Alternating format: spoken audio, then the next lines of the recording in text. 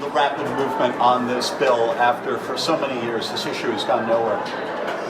Well, as far as this particular session and at this particular time, we've all learned last year it's difficult to pass significant bills, especially a bill of this nature, with this kind of controversy at the end of the session. So I had requested the Speaker that we be allowed to deal with it before our April vacation. After we come back from our vacation in April, we usually begin the budget, and then in earnest, lots of bills are in play. This was an opportunity to deal with it and give it the time that it deserved. Some of your colleagues were concerned about the language of the bill. They wanted health to be better defined. They wanted necessary to be better defined. So do you think that those are well defined in the bill?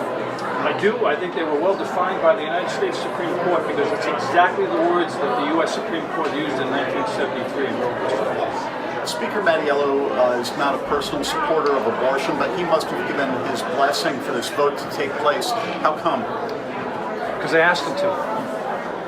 He indicated to me that it was something that he felt as though it needed to be voted, needed to be addressed, and gave me the opportunity and the committee the opportunity to address it, and I thank him for it. When do you expect this to move to the House? Thursday. Do you believe the votes are there to pass this? I think it's close, just like the committee vote was. It was 9-7 percentage-wise. I see it somewhere in the same vicinity. You had more than half of your colleagues that sponsored the original version of the RHCA. Correct. So if all, if more than half support abortion rights, are you expecting those people to vote in favor of this bill? To be some might have dropped. Not everybody signs on as a sponsor believing that they would vote for the bill. Myself, for example, oftentimes will sign on to a bill to give an opportunity for a committee or the House to debate the issue.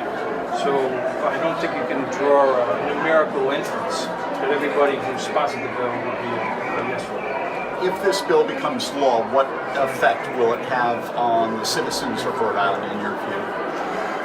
Right now, not much, because it mirrors existing law. There's some slight restrictions that currently are in place now. As I indicated in my comments, it tightened up partial birth abortion and other issues. However, this is an insurance policy in the event that the Supreme Court overturns Roe versus Wade. This is, going to potentially be the first time that abortion rights are enshrined into Rhode Island law. How do you describe that? Well, it will be the first time that constitutional laws were passed. There were other attempts back in '75 and a few years later, but this is the first time that we have passed a bill that, based on Supreme Court and lower court interpretations of what is and what isn't constitutional in reference to interpreting Roe versus Wade and Roe versus Wade rather, and a woman's right to choose. I believe this is a bill that is constitutional and will last the test of time. And last year, Speaker Mattiello told us that he was reluctant to bring this bill to the House floor because it would suck all the oxygen from the room. Why is that different now? I guess we got more oxygen in the room.